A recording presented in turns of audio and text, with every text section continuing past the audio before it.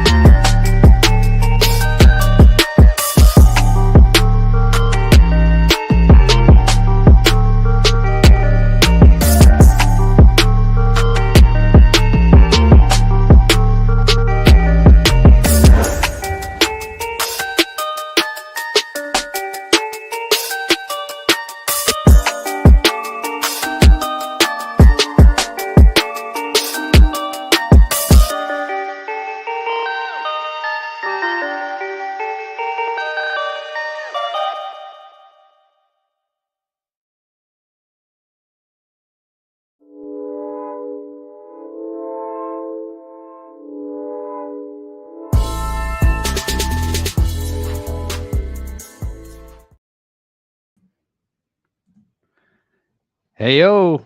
Yo, what up, man? That was weird. Something didn't go right there, but welcome to the show. It is Wednesday night, 9 p.m. Eastern Standard Time, and it's your boys here to talk a little BKFC, a little combat sports. It's your boys, the Mike and Mish Show. What up, Mike?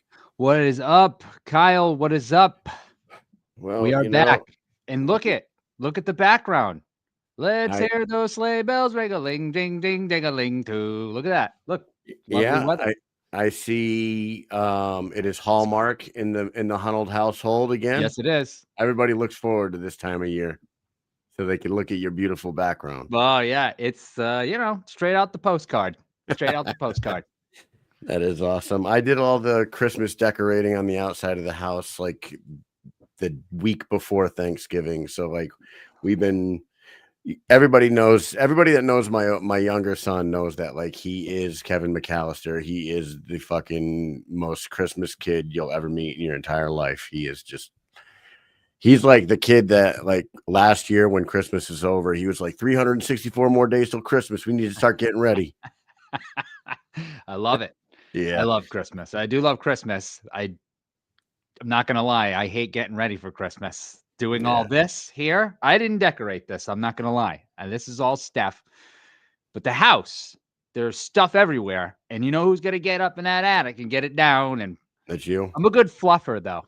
Don't tell anybody. But I fluff these trees, and I fluff the tree upstairs as well. Nice. Don't.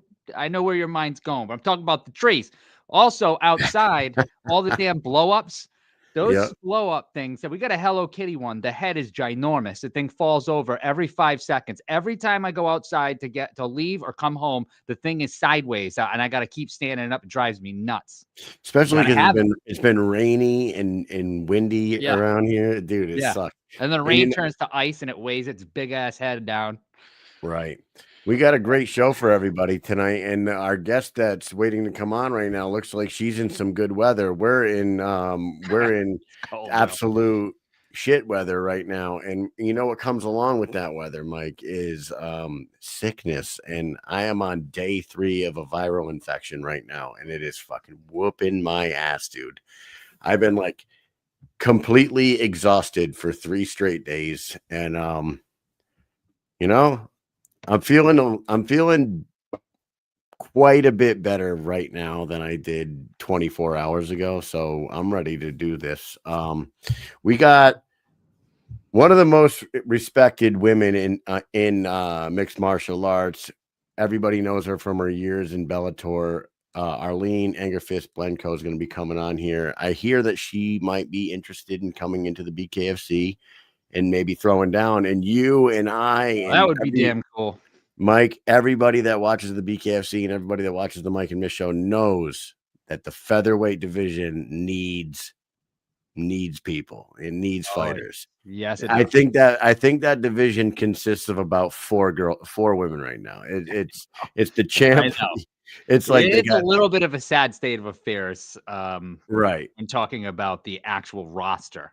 Right, the roster, like you can name the entire featherweight division, I think, on one hand, and it's the champ, Jessica Borga. Then you got Aspen Ladd, Cheyenne Bentliff, and then Josette Cotton. I don't know if they have any other featherweights out there, dude. So it would be amazing to see her come in here. Let's shout out our sponsor real quick. Everybody knows Full Blast. Mike's wearing the shirt right there, but Full Blast Clothing. Go to fullblastclothing.com. Check out their whole clothing line. You can find the Mike and Mish collab shirt on there now. Let me hold it up here. Oh, you have it. I have one. Check that out. Full Blast, Bare Knuckle, Mike and Mish. Get yourself one right now. Yep. Get over there. Use the promo code MNM85 and get 10% off of that shirt. Do that. It's Full Blast Clothing. Go to @FullBlastClothing on Instagram. Give them a follow. The link's in the bio. Go check their clothing out. They are for the fighters and they are for the fans. Hold nothing back. Give it all you got in the ring and in life. Full Blast Clothing. Mike, I'm ready to talk to Arlene. What do you think? Yeah, let's do it. After we take a quick look at this weekend's fights, we will be right back with Arlene Blencowe. Let's go.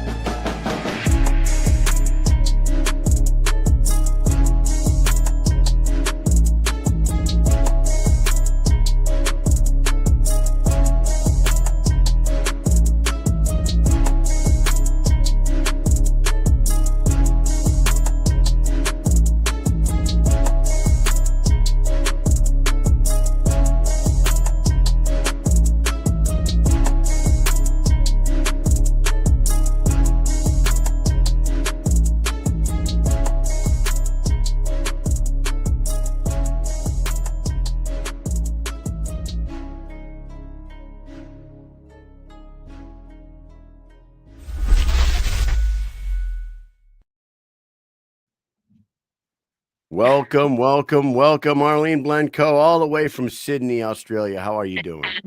How are you? Very Doing good. great. Doing Thanks great. for- Welcome to the show. Look, you sitting outside in the sun with the sunglasses on. What is the weather like? I don't know if you heard us sort of complaining, but it's we're in, opposite seasons here. what's that? Opposite seasons, so we're in the summertime. Oh man. Yeah, we're in New England, so it is like 29 degrees in the morning right now, hitting us Oh, with yeah. some icy rain every day. We haven't gotten snow yet, but it has been cold enough to get sick though. So here we are. Well, hopefully, Well, welcome to the show. We're excited to talk to you. How are you doing right now, heading towards the end of your 2025?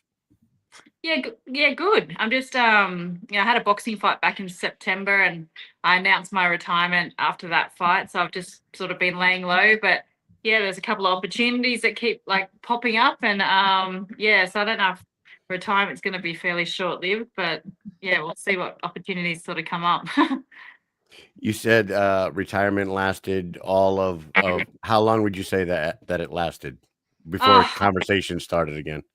A week before I got offered my first fight. So I was like, guys, let me just enjoy this downtime. So it's I guess there's a lot of fighters coming out of retirement at the moment. You've got Ronda Rousey talking about coming back, and Gina Carano's training.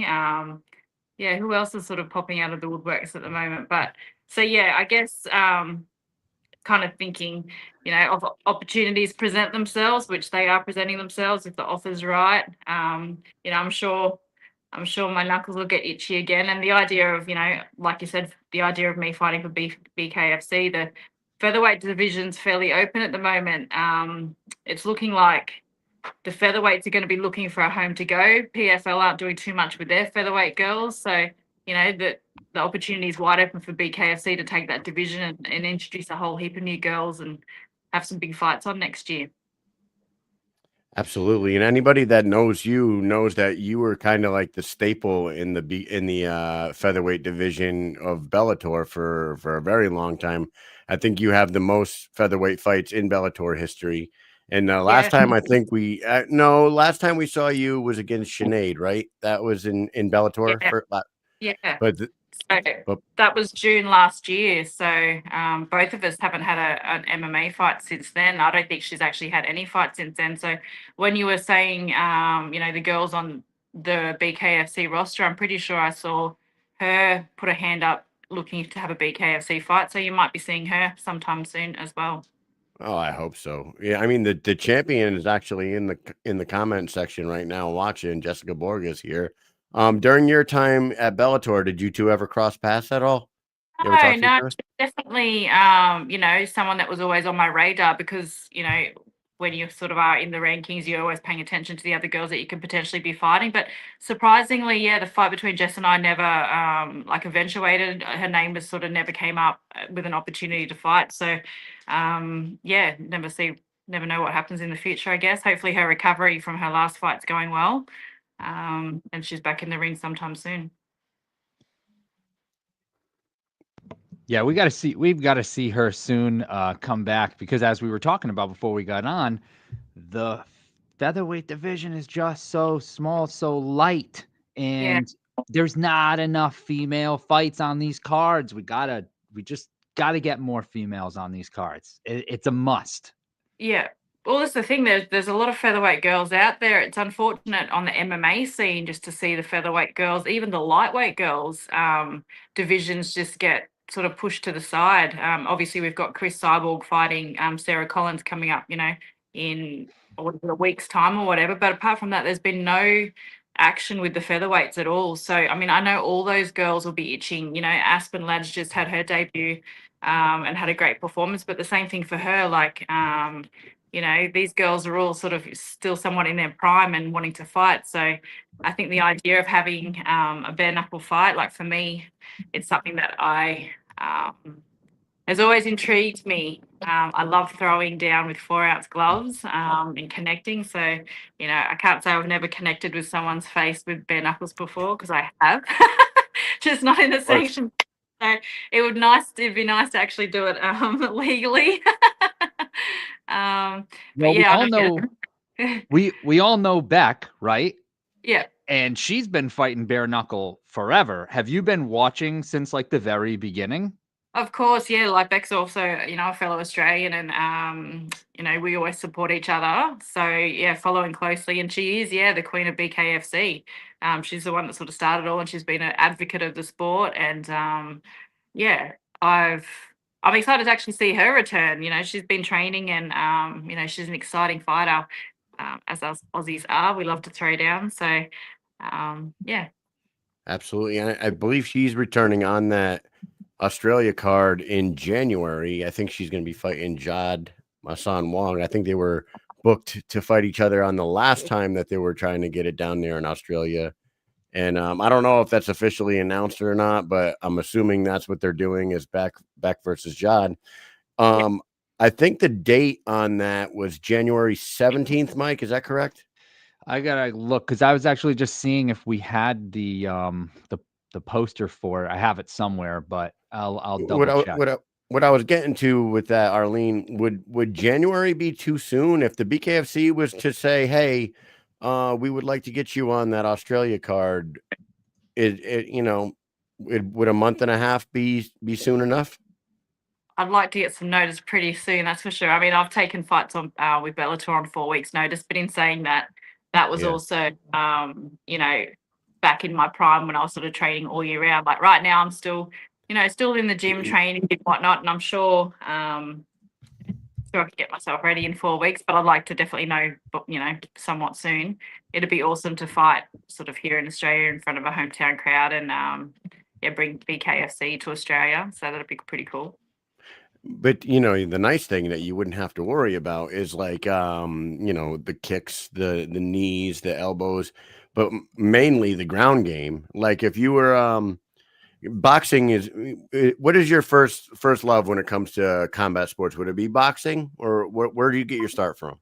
It's interesting. I started with boxing, and then transitioned over to MMA, and my very last fight a few months ago was boxing. It was my first fight back in almost 10 years with boxing, and this whole time I've been thinking that, yep, that's my strength. Obviously, I'm known as Angerfist. Everyone sees me in my fights throwing hands and that, so I was like, yeah, I'm gonna enjoy just going back to boxing and primarily just having my hands to worry about. But I didn't actually enjoy the boxing fight itself, because I missed having all the other stuff that I got to hide my strikes behind. But in saying that, I'm back in the gym at the moment, and I'm enjoying my boxing. So I think there was just a lot of other little things in that. But I think what it excites me is the idea of having bare knuckles and throwing with that. I think that might have been the thing I didn't like in the boxing fight, was that I was in 8-ounce gloves, and I was throwing some big bombs in that fight, like shots that I knew would knock down any girl in MMA. But my opponent, give her credit because she was super tough, was taking them, and I was like, oh, okay, that would normally be like a punch that would knock someone down. So it'd be interesting to see what damage I could do with bare knuckles. Yeah, especially when you can work the clinch too, right? Yeah. In boxing, when you guys clinch up in boxing, you get split up. It's like it's a easy way to stop the action. Not in the BKFC. As long as you stay busy in the clinch, you can dirty box your way right to a victory. It's a beautiful sport for someone with a lot of MMA experience that wants to maybe start another part of their career. If you take a look at Ben Rothwell, he's like the perfect example. Like Ben Rothwell had almost 50 fights, like 35 fights in the UFC. He was like 36-10. He had a million fights, but he was like approaching 40 years old, and then like he decides to move on from MMA, but he finds BKFC, and he came on this show and he said, after that first fight, I realized that this wasn't just a side gig for me. Now this is like me starting a whole second career. He goes, I could do this for 10 years easy because I'm so good with my hands. I'm so good in the clinch, and I don't have to worry about takedowns, kicks, or knees, or elbows, or any of that jiu-jitsu or anything like that anymore. All I got to do is be able to take a punch and land a punch. And you see how good Ben's doing. Yeah, yeah. Well, that's true. It's a lot less wear and tear on the body, that's for sure. And um yeah, oh well, I'm excited about the idea of it. Obviously, yeah, like you said, the featherweight division's pretty like slim pickings at the moment. So the idea of fighting in Australia, it's kind of like who would they possibly match me up with? But I guess that's up to the matchmakers, and hopefully, if the opportunity's there, I'll find out pretty soon. Well, speaking of, I've got the card poster right here. So January 17th, BKFC 86. That's what is out there right now. It's just under 2 months away. If that Funny is enough, it's that's actually my son's 18th birthday. Oh, nice. well, maybe you can Maybe we could give him you a could good throw down knockout for the birthday. throw down for his birthday. I'm sure he's gonna love watching his mum on his 18th birthday throw down bare knuckles. I mean, I've been fighting since he was in nappies, so it wouldn't be anything new. Yeah, Yeah, it's just kind of life, right? yeah, 100%. That's all.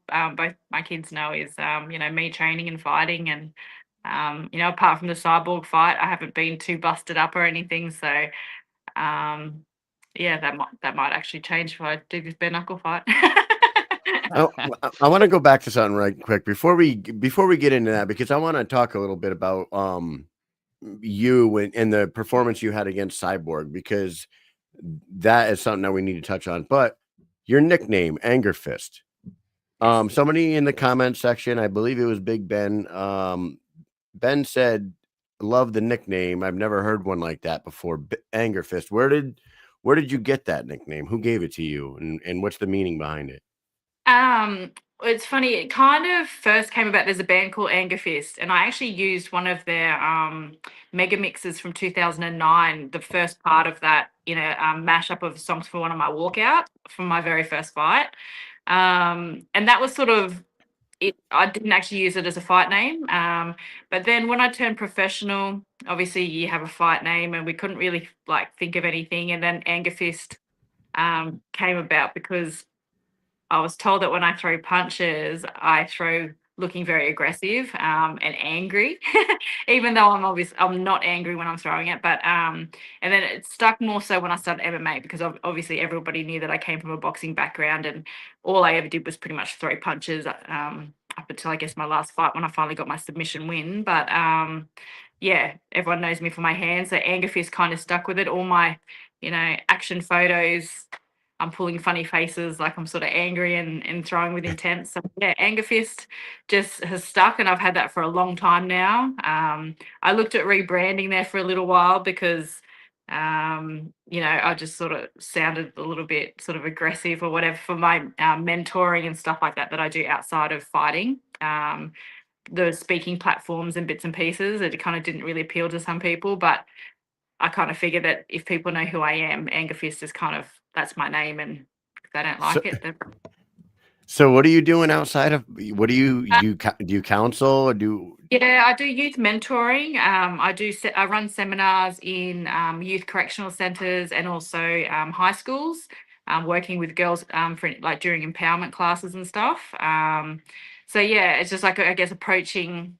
I also do motivational talks for like Women's International Day events and things like that. So it I guess when you're approaching certain schools and bits and pieces, like if we have Angerfist, it kind of makes yeah. And then I guess if they don't really know like the fight scene and even like what martial arts encompasses, I guess a lot of people have that sort of like, oh, it's just a big bad scary sport, not realizing that most martial artists you'll meet are the most respectful people that you'll you ever come across. So yeah, Absolutely. I decided to get it's changing at Angerfist because I was kind of like, no, that's kind of changing a part of me because yeah, obviously in the ring or in the cage, I am, trying to rip somebody's head off, but then outside, I'm very much a normal person, and I would like to think I'm a very down to earth, nice, approachable person. So, yeah. Anyway, long story short, kept the name Angerfist. I love it. Very fitting name for bare knuckle, that's for sure. Absolutely. Yeah.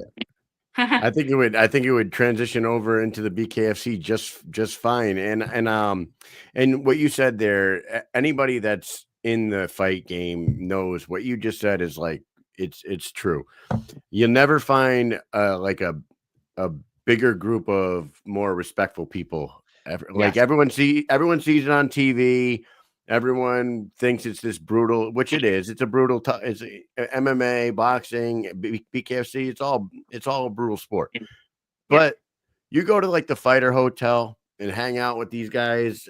It's like guys and girls. It's like you would never believe how nice they all are. I tell my parents because we've been covering the sport for 5 years now, and you know, it's a common misconception. Right. We've developed a lot of relationships with a lot of fighters over the 5 years we've been doing this. And it's like, you wouldn't find a better group of people. It's really true. And even after they just got done pounding each other's faces in at 2:30 in the morning in the fighter hotel lobby, go down there and there's there'll lots be of love. half the It's damn fight. Yeah. Half the damn fight card and their families and their teammates and stuff are all hanging out there having a beer, talking about the event and talking about life. It's really great. It's actually funny. You mentioned before about the cyborg fight. So obviously we fought a 5-round war with each other in Hawaii, and the next morning we caught up after the fight. Black and blue, sore as hell. And, obviously super respectful towards each other. But it's funny because we were sitting there talking about our kids. She was talking about her daughter and her schoolwork and how she's going to school. And I'm talking about my kids. And yeah, it's, Chris and I have the utmost respect for each other. We've supported each other's career. Even before that fight, like I've sat at fights with her on cards that we weren't, fighting against each other. And, you've got someone, she is the GOAT of MMA, the, most feared woman on the scene and one of the nicest people that you meet. And I'm sure that I've probably, got that stigma around me. A lot of people, obviously, with a fight named Angerfist.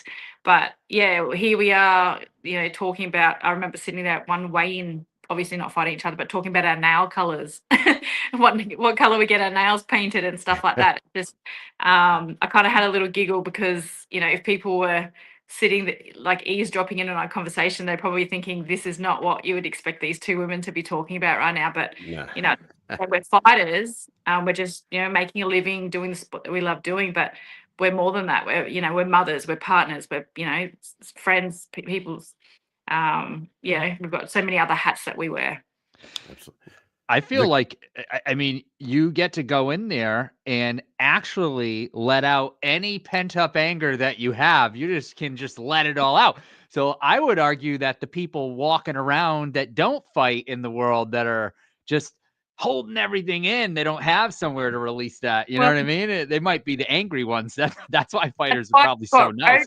Rage and stupid fights that happen after people have a few drinks at the local pub. Like it's there's so many angry people out there that don't know how to control their emotions. And this is one thing about martial artists. We know how to control our emotions because we have to do it. It is a common misconception again that when we get in the cage or ring that we're fighting angry. And don't get me wrong, when I first started my career, I used to have this mindset that I have to hate my opponent and, have these ill thoughts against them because that's what gets me sort of fired up. But fast forward and you realize that you actually have to be super composed, and it's just another sport. It's like going onto a football field and playing a game of football, or, having a running race. We're just athletes going in there and competing in a sport that is violent. But I don't have to have those ill thoughts against my opponents. I'll go and fight my best friend tomorrow if I have to. Because it's not in a way that, I'm trying to hurt them in a bad way or anything. I pray before each fight because I don't want to do any permanent damage to any of my opponents. A couple of black eyes or a bit of blood here and there or a cut or whatever, that's fine. That's all good. But I'd hate to ever do anything that causes serious health or, long-term effects to an opponent. Yeah, it's the level of respect is off the charts in this sport for sure. Can I bring it back to Cyborg? You said something that I am so glad you said, because it's always a debate, and the debate always is who's the GOAT, and it's always between Amanda Nunes and Cyborg. It used to have Ronda Rousey in there, but now like those two have far surpassed Ronda, and I always argue that Chris Cyborg is the GOAT. She's held every single belt in every single major organization ever. And the one time that she did fight Amanda Nunes, her team admitted like they had a game plan and it went out the window the second Amanda landed that first punch. Cyborg tried to turn it into a brawl. And they never ran that back. And I felt like they should have ran that one back. You went 5 rounds with the GOAT. And I got to tell you right now, anybody that's watching right now or anyone that's going to be listening to this podcast, if you haven't watched it, go watch this, because if you have a level of respect for for Chris Cyborg, and you don't know who Arlene Blencowe is, you're going to be like, holy shit, this girl is the fucking real deal. Because right in the first round of that fight, I remember Cyborg landing, I don't know if it was a right or a left hand, but she landed something really hard on you and put you on your butt. Yeah. And like, normally that's the beginning of the end for a Cyborg opponent. Yep. But it was not. You fought through it. She actually landed a knee on you while you were down. And then you go 4 more rounds with her. And you go 4 more rounds with her, trading shots with her, rocking her just as hard as she's rocking you. I really do got to tell you that, like, my level of respect for you, like, was through the charts there, off the charts there, because I always have felt like Chris Cyborg is the one, you know? Yeah. No, I do. I'm going to tell you now, I was sore as hell the next day. That's for sure. That's the most image I've ever taken from a fight. But it's interesting because you say that like, I still remember. Well, I actually don't remember the punch I had. But yeah, it was sat in that first round, and it was an illegal knee to the head. So I got a few minutes to obviously recover, and that the ref had stopped it. And I just remember sitting there on the cage floor, because Chris and I had previously fought for the title back in 2020, and she submitted me in the second round. She completely owned my ass the whole fight, and then submitted me, gave me a bleeding nose, and submitted me. And it was kind of like that whole. I remember sitting on the cage floor and thinking, like, you've just been given this second opportunity. You've trained your ass off for this championship fight. Like, it was my 3rd attempt at fighting for the Bellator title. I'm like, God. Then I just told myself to, like, snap the fuck out of it and wake up. And I just did, and then turned it into a dogfight. And which I kind of realize now, that's how you have to fight Chris. Because the minute you start showing fear, and I'm like that too. The minute my opponent starts showing fear and taking that backwards, because you can see it in someone's eyes. And I think that's probably why Chris and I have so much respect, because we had a lot of moments in that fight where we were looking into each other's eyes. And, she was acknowledging moments in the fight when obviously I'd either hurt her, like not hurt her, but it's kind of like an unspoken moments in the fight. So I think that's why, she still was owning my ass in the 5 rounds. I sit here now and say, like, one of my best fights in my whole career was taking a 5-round beating off Chris Cyborg. But it's I wish I could sit here and be like, oh, it was because I won the world title or this and that. But I guess again, credit where credit's due. It's not like everyone's done that. She we've got another Australian fighting her in I think, was it the 10th of December, the PFL card? So I mean, I think Sarah is the 4th Australian to fight Chris. So hopefully, she does well and wins a PFL title, and has a different game plan to the rest of us. There was a moment in time, like a year ago. Maybe, Mike, was this more than a year ago, when Christine Faria in the BKFC, the Queen of Violence now, and the 125-pound champion, but she'll go all the way up to 135, 140, 145. She called out Cyborg, and Cyborg answered her on social media, said, "I'm in, let's do it." And we were like, "Oh shit, are we gonna actually see? Are we gonna see a Misfit versus freaking Cyborg bare knuckle fight? That's gonna be a violent, freaking bloody affair."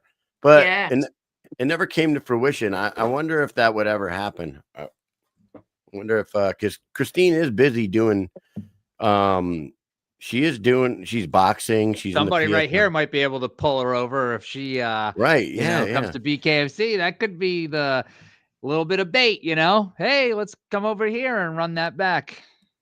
Yeah, it'll be interesting. I could yeah, that'd be a wildfire because yeah, Christine is an absolute animal, and I don't think I mean she looked good at 135. I think yeah, she didn't look slow at all. So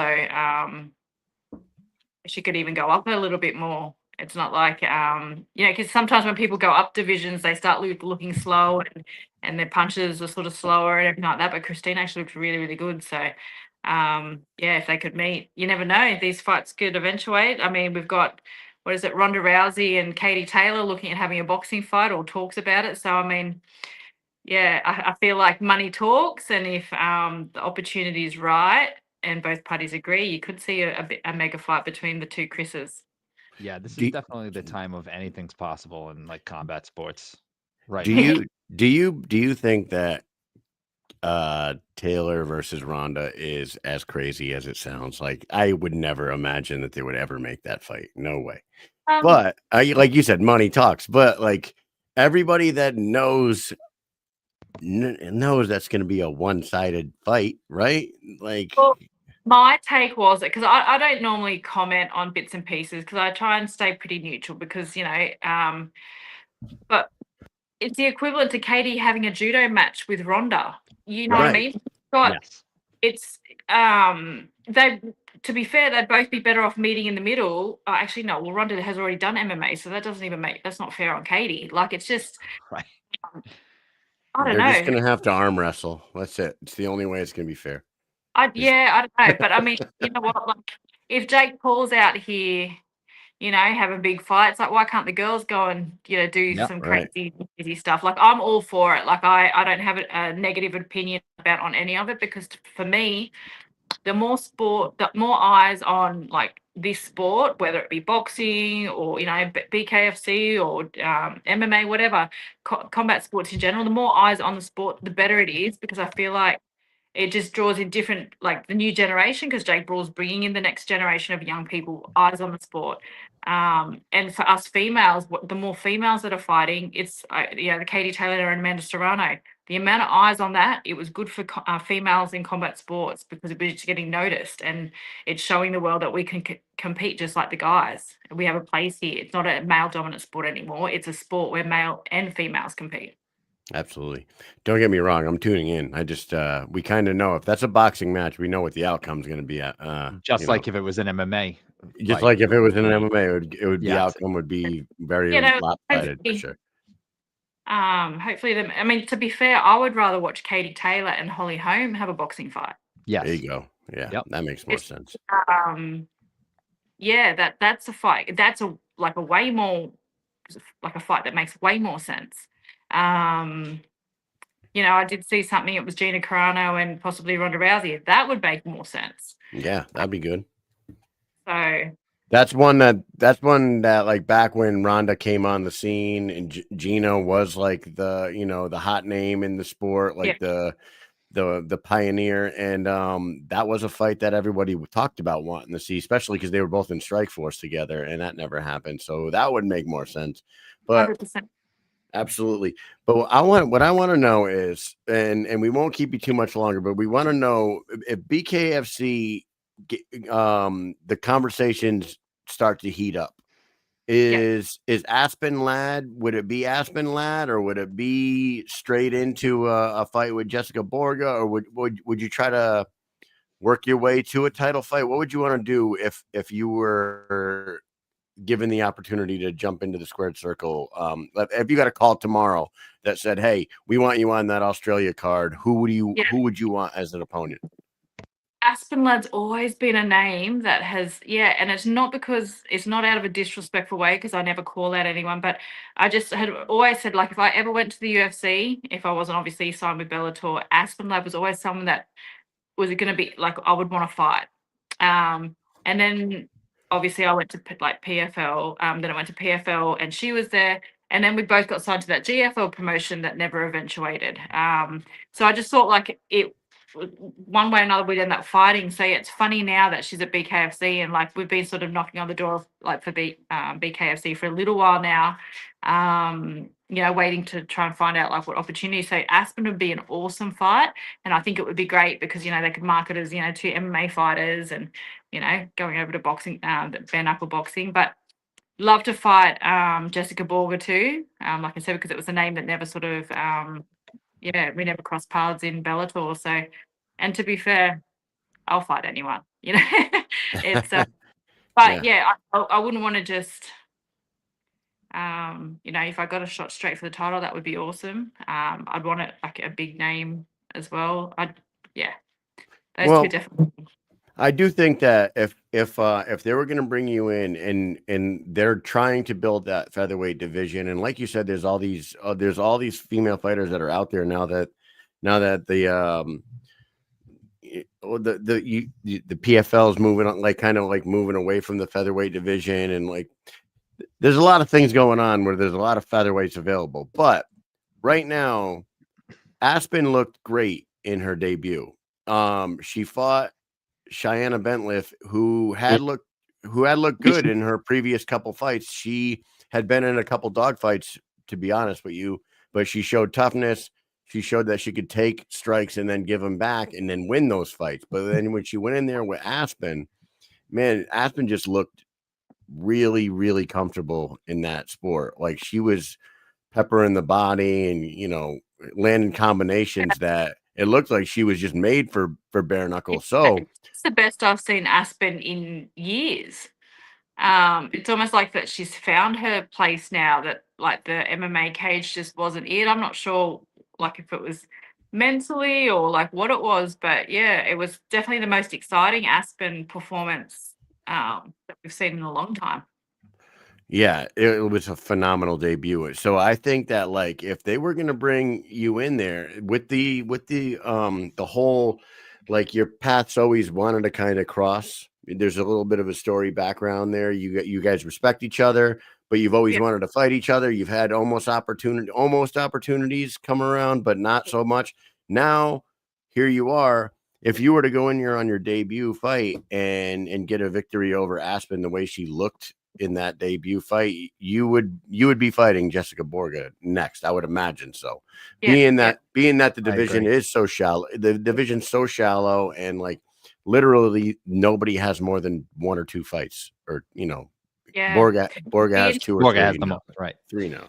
I'm just sure like what the matchmakers are doing on because I'm not sure how long Jessica's recovery is or whatever, but whether or not they'd be saving the Aspen lad for Jessica Borga for a title fight. They very well could be.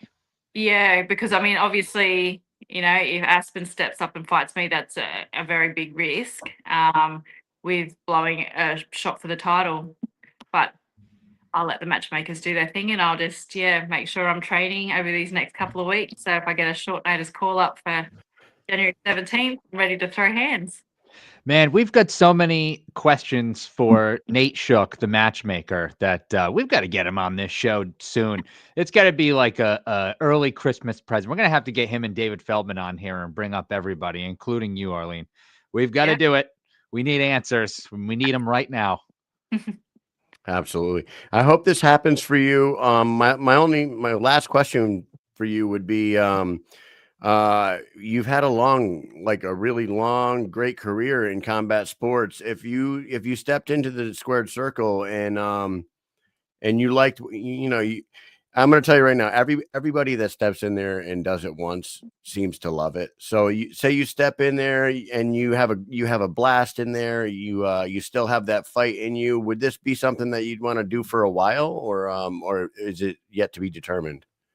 Well, it's interesting because I always joked and said that I'll be fighting until I'm 50. I still have a while off till I'm that age. But to be fair, I want to have my first one, get that kind of crossed off. But I could see myself doing a few more after this one. But I'm just sort of taking it as it comes, and going from there. Really, I didn't see myself, I guess, retiring a few months ago, but just for like personal reasons, I just needed to take a break away from the sport and just sort of work out life and bits and pieces. So I'm actually enjoying life at the moment, and it's nice to sort of sit back and not have that like, when's your next fight, this and that. And But I know that my knuckles will be itchy soon. And this is the thing. I'm a fighter, and we always have that in us to want to fight. And like you said before, what am I going to do to let out my pent up frustrations? I'm gonna turn into someone's road rage or something. So yeah, I'm guessing the idea of bare knuckle definitely excites me. And like you said too, I think that once I have that first fight, it's going to be like, wow, let's do this. So I'm leaving my options open, and yeah, just seeing what it like presents coming forward, and let my manager do his magic with the matchmakers. And yeah, I guess they'll know that I'm an exciting fighter and I'm going to bring something exciting to the promotion. So I, see how bad it was. I can't imagine they wouldn't want you in the BKFC. I mean, your style fits the type of fighter that they love, and it makes sense. You would fall right into a division that needs it. I really hope this works out for you, and I thank you so much for your time. What's December like for you over there? Are you guys celebrating Christmas? Are you doing big holiday things over there? Yeah, we do. So obviously Christmas time for us is hot. So we are doing we do like a lot of family gatherings and stuff. And then the Christmas to New Year period, we're actually going camping. So yeah, it's a nice time of year. So the idea of January 17th changes that whole dynamic for me, because Christmas I'm in fight camp, but I mean I've done it plenty of times before. So yeah, I just hope that if they want me January 17th, I literally get a phone call straight away. Right now, as soon as the show ends. Yeah. You know, I was going to ask, is there any like special meal for Christmas? Like, so a lot of people do like Thanksgiving type meal for Christmas. In my house, we're Italian. We like to do like lasagna, meatballs, baked ziti, things like that, chicken parm. Yeah. Is there something like in Australia that's like different than what we would do here in America, like for meal wise? Definitely, because it's hot. So so Christmas lunch we do like a cold lunch. So it's like your seafoods, your salads, like your Christmas ham, like a cold chicken, and then dinner time is our hot meal, which is more like Thanksgiving. So it's more turkey's not that big here in Australia, so we would have like a roast chicken. Usually we do like a roast lamb or a roast pork with a crackle, and then all the sides, and then obviously your desserts. So yeah, if bare knuckle want me, they let me know now, because I won't be fighting 145, I'll be fighting 155. Yeah. Let's make that phone ring. Let's go. I'm gaining weight just thinking about eating this food. Yeah, so it's nice. There's obviously a lot of food, family, time spent together. So yeah, it's a beautiful time of year. And yeah, I usually start my day with a run though. I definitely go for a 5K run Christmas morning, just so I can earn my Christmas calories. Yeah, nice. Yeah. Do you guys decorate your houses like we do here? Like Mike was saying earlier, with the lights and the inflatables and all that? Yeah, those inflatables are I'm taking you for a walk right now. something else, I'll tell you. I'll show you the front of my house. Let's see. Okay. I haven't gone all out, but you can see. Let me turn around. Can you see that? Oh yeah, that's nice. Yeah, I like that. It's festive. I think that's good. It's a right amount. And that I have about the same amount, I'd say, percentage wise of my house. Sometimes we do a little too much, and that can be, a little wild, especially because nobody drives down our roads. Like we're the only people who see this stuff. I didn't actually do lights or anything. Ours is just decorations. But there's actually a competition going here in the town that I live in, and the best Christmas lights or Christmas decorations gets $5,000. So okay, well that would get me up. You should see how many which I didn't decorate my house for that. I just do it because it was pretty. But see the lights in some of the streets here, it's absolutely insane. So their electricity bill is probably costing more than $5,000. Yeah, more than you're probably right. Some of these damn shows that they have, like Great Christmas Light Challenge or whatever, they get pretty wild on those. Yeah, it's like National Lampoon's Christmas Vacation times 3. It's insane. You know, I watched that movie twice this week already. No way. Oh my God. Holiday Road, man. Awesome. Well, Arlene, thank you so much for giving us some of your time here. I really do hope that you get that phone call. Any last message you want to deliver to the BKFC fans and the fighters and the brass? Anything? Go ahead and send your message now, and we'll let you get going. Oh gosh, okay, put me on the spot. You know what, guys? If you want to see me on BKFC, tag away, do a story, tag my name, and let's get me on BKFC so I can throw hands. Let's go. Nice and That's how easy, we just do it. like that. Give us a Christmas present. Give her a Christmas present, early Christmas present. Let the phone ring tomorrow and let her get ready so she can plan her Christmas meal. Mike, That's do you right. have anything left for Angerfist before we let her go? Just let you know, all the people watching in the comments really, really, really want to see you fight. So, like you said, we're going to do exactly what you said, and we're going to start getting on the horn and tagging you and stuff and sharing pictures. And we got to get this to happen. Thank you so much for coming on. I hope you have a great day, have some great holidays, and hopefully we'll be seeing you fight real soon. Thank you. Merry Christmas, guys. Merry Christmas. Thank you. Everybody else, stay tuned. We'll be right back after this. Bye-bye. Peace. Thank you. It is Hollywood, Florida. BKFC 85. It's Trout, Palomino. Huge moments, huge fights. Fully loaded main card. Palomino versus Trout. This is a dream matchup. This is a rematch, but those two guys, whoever wins that fight has a great chance of being the title holder in that tournament. Justin Barola versus Ryan Reaver. Huge implications at 135 pounds. Utter dominance from Leonardo Perdomo. #1 ranked heavyweight, but going against undefeated Corey Willis. How can you not like that fight? Oh, right hand, and that drops James Brown. What an incredible night it's going to be.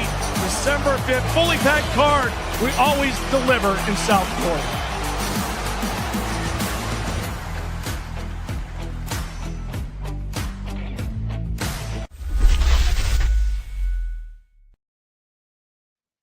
Man, Hey. I really hope that they sign her, man. The BKFC needs it. Anybody that's seen her fight knows that she's perfect for the BKFC. She's right in that freaking like she gets violent in there. It's fucking great, man. And that 145-pound division needs it. Needs new blood. Oh yeah. She would be perfect for it. Yeah, I'm sure, like you said, Borga was in the comments earlier. I know they obviously know who one another is, but I would say even just being Borga or a fighter that's that way, or maybe even a fighter that's watching the sport like Blencowe that's saying, I would like to go, but there really isn't much. Like if I get in, I'm just going to fight once and then leave. There's nobody there. Like if they start seeing more people joining, then maybe they start coming out of the woodwork and signing. I just really wonder, where are all these girls? Where are they? Where are they doing? Hello, come out, wherever you are. We want to see more featherweight fighters in BKFC. They got to build it up. They got to build it up. So huge thank you to her and her management for getting her on here. Yes, thank you. I hope the phone call. I hope the phone rings. I hope the phone rings and they can get her on that card. Because how cool would it be for that BKFC Australia card to have 2 female Australian fighters towards the top of that card with Beck Rollins again? Like, if they make the Beck versus Jod, which they already had made before, I'm pretty sure they're making that one again. I'm hoping they make that one again. If it's Beck and Jod and then Arlene and Aspen, that would be fucking awesome. That would be a hell of a freaking way to put that card on, man. And then you can just build around that. That's enough to get everybody tuned in for sure.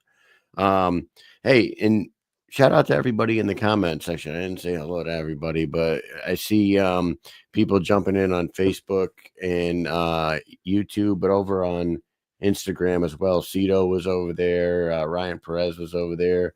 Lex Ludlow. A bunch of people. Cutman G was in there. So they were all interested. They were all interested, and I think they should be. So And you know where they're all at right now, Mike? You know where they're all at? They're in Hollywood, Florida. I know. They're getting ready for the Wanna be there. weigh-ins tomorrow. They're getting ready for the weigh-in. Okay, he announced Beck versus Jot. Okay, so I wasn't sure, and I know I sound like somebody else that runs a podcast. But I was trying to find the post because I'm pretty sure I saw a poster too. I thought I did too. I just haven't couldn't seen find it. it. I can't find it. Dude, this fucking card that's happening Friday, we got to talk about this because you look at the fight card was the graphic for the fight card was released. You mean to tell me that when we tune into fights on Friday night, 1, 2, 3, 4, 5, 6, 7 fights down the card, you get to see HD Davis versus Romero Figueroa. I know. That is crazy. The third fight on the main card is HD and Figueroa. And then you have banger after banger after that one. But it's like, it's crazy that is like a co-main event level fight right there. Yeah. And it's 7 fights down on this card. Because then you got Tomahawk and Julio Perez, and you got Jafar Fort and Go-Go. You got Karina Dom making her debut against Christine Vicens. Perdomo and what you talking about, Willis. You got the Ryan Reber freaking title fight against Joy Boy, and then the rematch. It's just absolute the rematch of Palomino and Trout.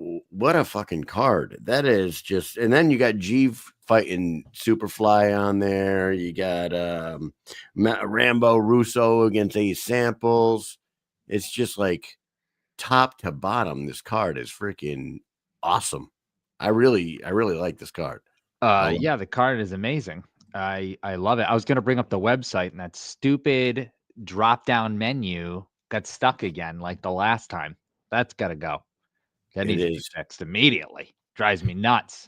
I was going to bring it up so we could just kind of cruise through. But I have all the pictures, I think, or at least most of them. So how about this? We don't have to go through the whole card, but like, that's my sleeper. Like that's my fight. I mean, I love the main event, the co-main event. I do love a lot of these fights. Don't get me wrong. And Jafar Fort is really good, and he's fighting Go-Go, and like Fort's coming off of a tough performance against. I think Bandito was the last time we saw him fight, right? El Bandito. Elvin looked phenomenal that night. So Fort coming off a tough loss against Elvin, one of the best that ever did it. This is a great fight, but it's like I think that this one is like sneaky good, and I think that HD and Romero Figueroa, those two fights right there are like that's where my eyes go when I'm looking at this. Obviously, my eyes don't go away from the main event and the co-main event. Don't get me fucking wrong. I'm not saying that. And Perdomo, we got the intrigue of does Corey Willis have what it takes to finally do what nobody else has done with Perdomo? Of course, that takes it. That has our interest. And anytime there's a female fight, we're interested. We're interested in all this. But Fort Go-Go for me, and HD and Romero Figueroa, those two cards jump off the page at me. What are your thoughts? I agree. I think those fights are great. There's a lot of really, really, really good fights on this card, which is the crazy thing about it. From top to bottom. You know what I really want to see? And this is kind of like a personal thing. And I don't know if a lot of people follow some of the behind the scenes things that are going on, but Fames versus Peraza. In my mind, these guys really don't like each other. You know what I mean? Like in real life, not just fight life, not just because they're going to fight each other in BKFC. In the real world, these guys don't like each other. And that's a long history of them two not liking each other. So unless they kissed and made up over the last couple of years, back then they didn't like each other 2 years ago or more. And they're finally fighting each other. I'm looking forward to that because there's always, when people have bad blood, they're trying to kill each other in there. You know what I mean? Now they don't get trouble for doing it on the streets. They'll just do it inside the squared circle in front of all of us to enjoy. And so I really do think that they're going to go at each other. So that fight I do want to see because of that bad blood. And yeah, the Figueroa Davis fight, yeah, that like outside the obvious main and co-main, that fight, man, Davis is he's just been at the top of the heap forever, always and forever. And he's got to be fighting again for the title after he gets another win. Maybe he's got another fight or so, but man, he's just always there. Always. And he fights so much. He has so many fights. I remember his first fight, and to me in my head, I think like, oh, he's a young guy. But he's like he's a BKFC veteran at this point with the amount of fights that he has. Oh yeah. Yeah. He has to have gotta have like 11, probably 10 or 11, maybe even 12, right? I don't have his thing pulled up right now, but he is 8-3-1. 8-3-1. So he's got 12 fights. He's got 12 fights. That's crazy. This will be his 13th. Yeah. This will be his 13th fight in BKFC, right? And here's the thing. His first fight was, let's see, Crowder versus Davis, November 12th, 2021. So, you know, he has been fighting for a few years now, 4 years at this point, almost not even, because that was the end of 2021. So he's got a lot less time in the sport, like years wise, but he's got about the same amount of fights as the top fighters. Guys. And he's fighting Ramiro Figueroa. And Figueroa has the talent to be one of those top guys, but this is only his fourth fight in the BKFC. You know what I mean? Yes. He's coming off a loss against James Brown, and James Brown has looked phenomenal. And James Brown was fighting up at 155. So what I'm wondering is, here's my question, Mike, and this is probably, we got to think a little bit on this one. What tink? We got a tink. So this is at 155 pounds, correct? Yeah, I'm going to bring this up. I'm going to bring the screen up. I figured out how to get rid of that stupid. All right. So, this fight, I believe, is at lightweight. What do they do with HD? Like, HD could be a star, but like, you got Trout and Palomino and fucking. He fought Palomino for the King of the Street. He lost that one. So, like, if he beats Ramiro Figueroa, do they want him to go down to 145 and make another run for Kai? Or what? Because the top 5 of that 155 division is pretty loaded. And, like, I don't know who he would fight after a win over Figueroa. And you know what I mean? And if he was to lose to Figueroa, would you want him to like go back down to 145? He's a big dude. You know what I mean? He is a big dude. He's a big guy for 145. So I don't know how easy it is. And he's just getting older. You know, he's getting into his, I don't know how old is he? 27, 28 years old now. Like, you know, how old is he? 30. It says he's 30. He's 30. I thought he was younger than that, to be honest with you. But here's the thing. I mean, he's also we've known him since 2021. So right. So we've known him since he was 26 years old. Okay. Right. So he's 30 now. So I don't know if it's easy for him to make a trip down to 145 now. So exactly. It's like, and that's what I was going to say. I think it's really more up to him and what he wants to deal with. What does he want to deal with? Right. 45 is a long way down. I'm sure. And or would he want to put on 10 pounds and go up, or would he just, because I don't know if he's right away fighting. You know what? Maybe Loco Soto, maybe Tony. That's a fun fight. Maybe Tony would be a good fight for him if he, that is a fun fight right there. He gets to win this fight. Yeah, Tony. Jeremy Stevens, if Jeremy Stevens wants to stick around, maybe Jeremy Stevens at 155. So I guess there's options. I guess so. HD versus Ben Bonner would be fun. Because Bonner just lost to Neglia. Yep. So I guess there is things to do at 155 for him. I just wonder I wonder where his head's at. Because I know I know we had talked about like who do we want to have on this week, and yes, we've been doing one episode a week for a long time because that's just the way it's been. It has been extremely hard to get as many fighters as we used to get on the show, so it's very tough to be like who's gonna fight. So now we're like, Kyle asked me, hey, who do you want to get on the show this week? What do you think? I've been thinking of people to get on. Yeah, you name like six I send him I send him a list. It's like every fighter on the card, right? How are we going to fit them all in? I don't know. We'll have a 17-hour show. What the hell do I know? I really do send you a whole list of things. I go, you know, we already had the main event on, right? So we talked to those guys and I said, well, this fight right here, this is for a title. So we have to have those guys on, right? And we haven't talked to them for some time. So let's get Ibarola and Ryan Reber on. However, I would also like to talk to Howard Davis. So let's get him on as well. And it would be good to talk to Figueroa because he is fighting Davis, you know, so be able to get him on too.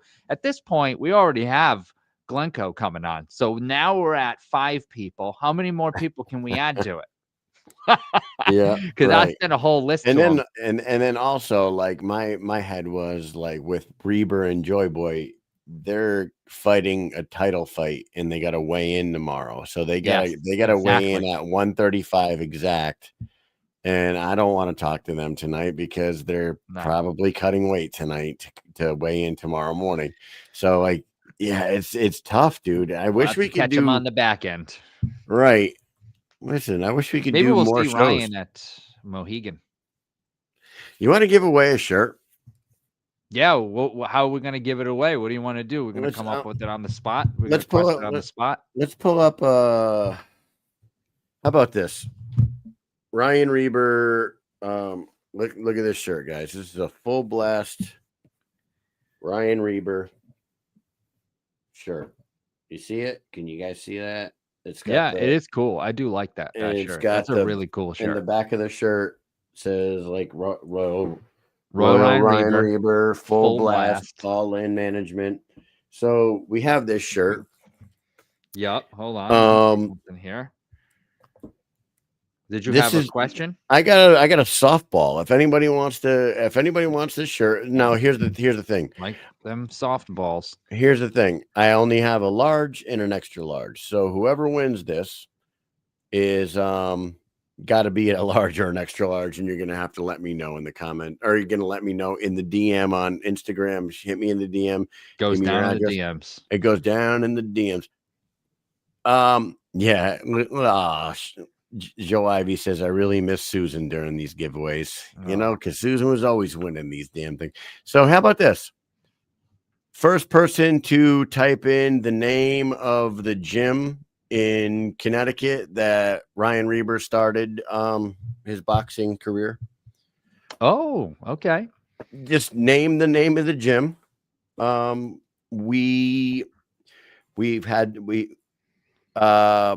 There's been a fighter that has fought twice in the Mohegan Sun cards for the BKFC straight out of that gym. Yes. Family owns it. Name it. You better name it. You better do it fast because I'm on your heels. Oh, and now, okay, wait a minute. I might have to pull that back because Reber's mom says Strike Zone. I was going with the other name, but you know what? Was it called Strike Zone when it was down on Bank Street? And plus, she's his mom. I was just gonna say that. No, you want one of those shirts? We'll get you one for free. We'll get you one and give it to you at Mohegan Sun, because I'm sure we'll see you there. But for the rest of the people here that are watching. And you know what? That is, I believe, what it used to be, but now it's Whaling City. I don't know. Do we give that away? Let's come up with a new one. A new one. We have his mom in the comments answering the question. Come on. Thank you, Shannon, for come schooling on, Shannon. us. Ryan Reber. Just stick with us for a second and talk amongst yourselves. Yeah, right. So, this is a very easy one. You ready for this one, Kyle? You got one? You got one? Who did Ryan Reber go to the 6th round with? Go. Oh, quick. Whoever types it. Go. Whoever Go. types it the fastest. Go. Whoever types it the Quick. fastest. Quick. Hurry up. It's easy. You're not going fast enough. It should Who's be got in the there quickest already. fingers? Come on.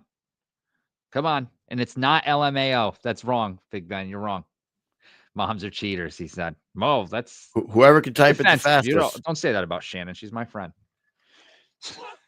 Who went 6 rounds Somebody's with gotta know Ryan that. Reber? Boom. Big Ben. Yeah. Big He Ben. wrote he had time to write all this other stuff too. How did no one beat him to that? Come on now.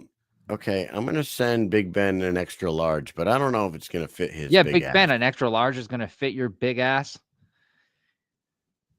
Big Ben, what size shirt do you wear? Like, you gotta wear like a double, triple XL, right? Because he can give it to his wife. Okay, well there it is. Fucking Big Ben. All right, and we'll give one more. All right. We'll do one more.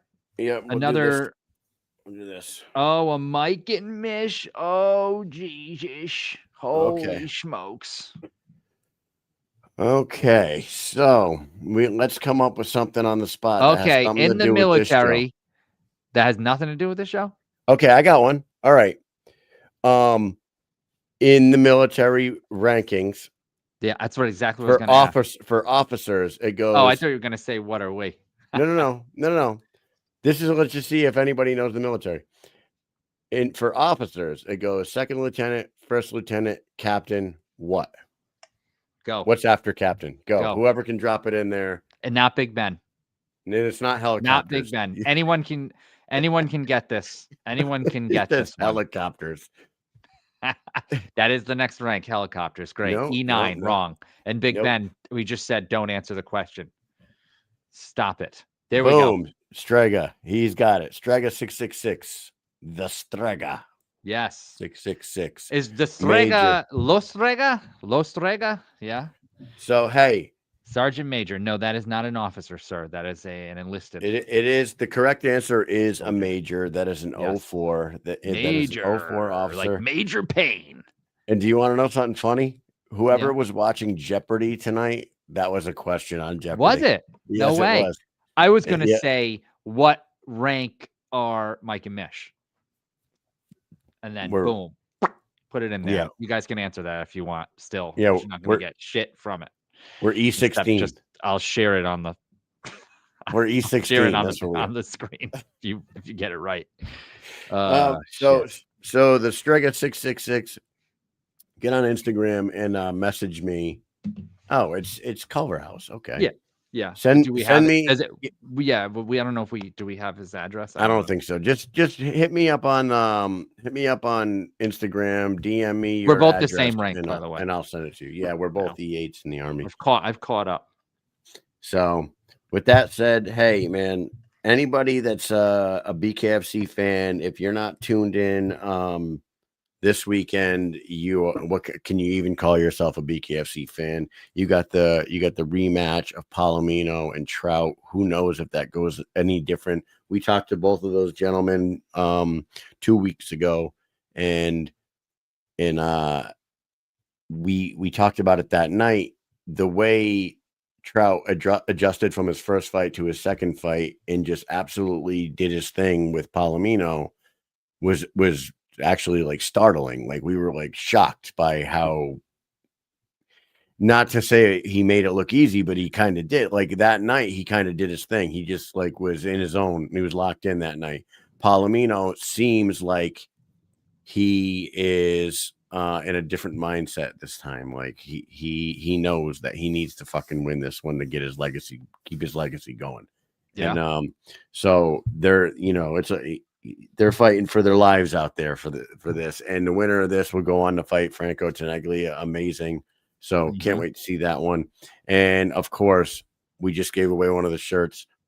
Ryan Reber, Joy Boy, co-main event, vacant 135 title.